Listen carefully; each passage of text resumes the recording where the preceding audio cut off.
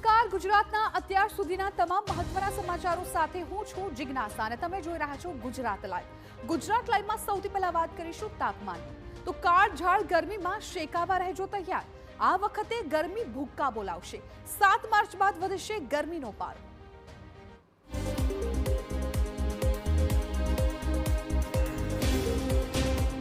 આકરા ઉનાળાનો હવે અનુભવ થવા લાગ્યો છે, ત્યારે આ વર્ષે ગરમી તમામ રેકોર્ડ તોડે તેવી શક્યતા છે।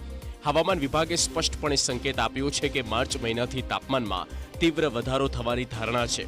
મે મહિના સુધીમાં પરિસ્થિતિ અત્યંત ગંભીર બની શકે। ભારતીય હવામાન વિભાગે ચેતવણી આપી છે કે દેશના મોટાભાગના ભાગમાં સામાન્ય કરતાં વધુ ગરમીનો અનુભવ થશે, એટલે કે આ વખતે ગરમીનો સમયગાળો પણ લાંબો ચાલશે। નિષ્ણાંતોના મતે આ સમયગાળામાં તાપમાન અચાનક ઝડપથી વધશે અને આ વખતની ગરમી ઘણા જૂના રેકોર્ડ તોડી શકે। ગુજરાતના દરિયાકાંઠાના વિસ્તારોમાં 4 થી 7 માર્ચ દરમિયાન ગરમ અને ભેજવાળી હવાને કારણે અસ્વસ્થતા રહેવાની પણ શક્યતાઓ છે।